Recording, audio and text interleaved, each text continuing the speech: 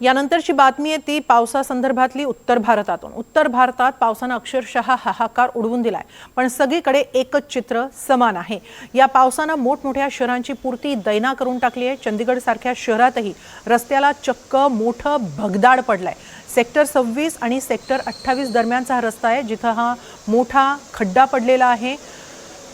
जिथं खड्डा पडलाय तो रस्ता आता प्रतिबंधित करण्यात आलाय, तिथली वाहतूकही बंद करण्यात आलेली आहे। फुटपाथ जवळच रस्त्याला हे भगदाड पडलेलं आहे।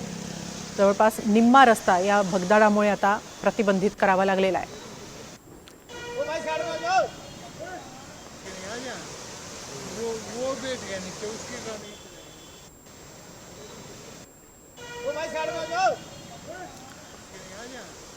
तर पंजाबच्या भटिंडामध्ये देखील पावसामुळे जनजीवन विस्कळीत झालंय। भटिंडामध्ये अनेक ठिकाणी परिसरात पाणी साचलंय। पाणी रस्त्यावर आल्यानं वाहतुकीला मोठा अडथळा निर्माण झालाय।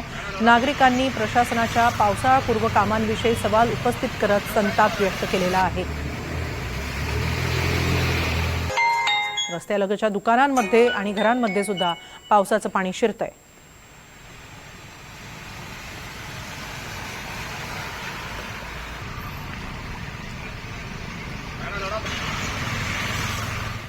तर मध्य प्रदेशची स्मार्ट सिटी म्हणून दिमाखात वावरणाऱ्या इंदूरमध्येही प्रशासनाच्या कामाचे वाभाडेच या पावसाने काढले। स्मार्ट सिटीचा भाग म्हणून नुकताच बांधण्यात आलेला रस्ता चक्क दुभंगू लागलाय, कारण या रस्त्याखालून नर्मदा जलवाहिनी जाते आणि ती पाण्याच्या अधिक दाबामुळे फुटली असून पाणी रस्ता फोडून वर येत आहे। हा रस्ता गोराकुंड स्क्वेअर जवळ 40 कोटी रुपये खर्च करून बांधण्यात आला होता। दरम्यान आता या रस्त्यावरच्या वाहतुकीलाही धोका निर्माण झालेला आहे। या संदर्भातला एक व्हिडिओ देखील वेगानं व्हायरल होतोय।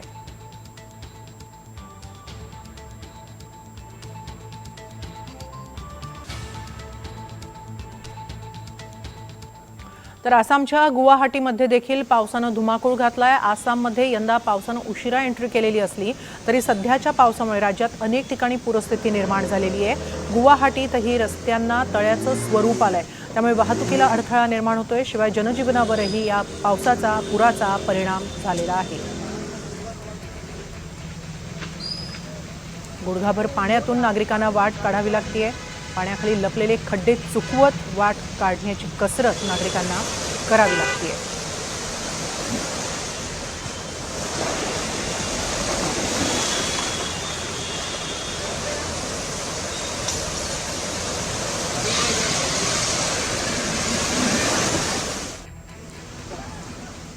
तर हरियाणाच्या पंचकुलामध्ये मुसळधार पावसामुळे अनेक ठिकाणी पाणी साचलं। अशाच रस्त्यावर साचलेल्या पाण्यात एक कार अडकली होती।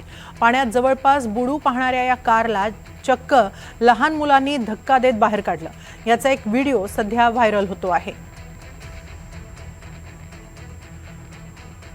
ही कार जवळपास या पाण्यात अर्ध्यापर्यंत बुडाली होती, मात्र लहान मुलांनीच आजूबाजूच्या परिसरातल्या लहान मुलांनी एकत्र येत या कारला धक्का दिला आणि तिला पाण्यातून बाहेर काढलं।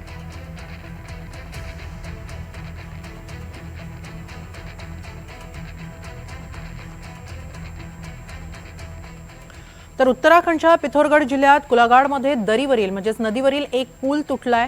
पर्वतांवरून वेगानं वाहून आलेल्या दगडमातीमुळे हा पूल तुटल्याचं सांगण्यात आलंय, त्यामुळे धारचुला तवाघाट महामार्गावरील वाहतूक पूर्णपणे ठप्प झाली आहे। पूल तुटल्यामुळे दारमा, व्यास आणि चौदास यांचा धारचुला तहसील मुख्यालयाशी संपर्क तुटलाय। याचा फटका नागरिकांसह भाविकांनाही बसलाय। गुंजी आणि कुटी इथं जाणारे भाविक अडकून पडले।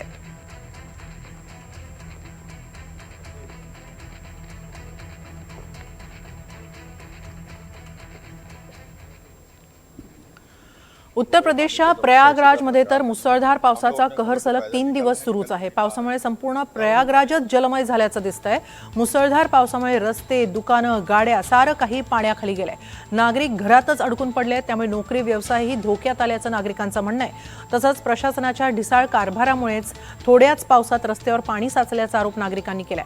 दरम्यान गेल्या 24 तासात प्रयागराजमध्ये अनेक ठिकाणी वारंवार वीज पुरवठा खंडित होत असल्यानं नागरिकांचं जनजीवन पार विस्कळीत झालंय।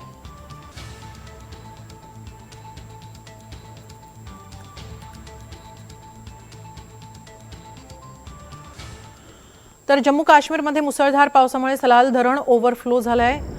चिनाब नदीवर बांधलेल्या या धरणामध्ये संततधार पावसामुळे पाण्याची आवक वाढतेच आहे। त्यामुळे धरणातून पाण्याचा विसर्ग सुरू करण्यात आलेला आहे। रियासी जिल्ह्यातील नदीकाठच्या गावांना त्यामुळे सतर्कतेचा इशारा जारी करण्यात आलेला आहे।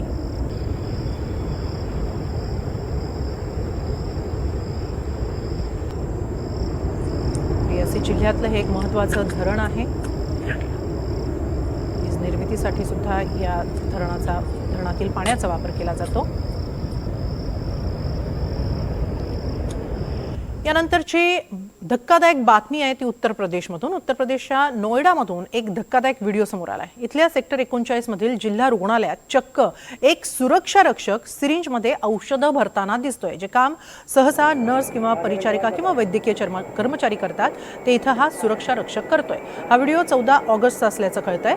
त्यामुळे शासकीय रुग्णालयातील कारभार आणि नागरिकांच्या आरोग्याविषयीची अनास्थाच ठळकपणे समोर आली आहे। या प्रकरणी आता रुग्णालय प्रशासनानं सुरक्षा रक्षकासह त्याला या कामी लावणाऱ्या परिचारिकेला निलंबित केलंय। हा सुरक्षा रक्षक कंत्राटी कामगार होता असं कळतंय। तसंच कंत्राटी कामगार पुरवणाऱ्या एजन्सीला देखील रुग्णालय प्रशासनानं याबाबत खुलासा करण्याचे निर्देश दिलेत।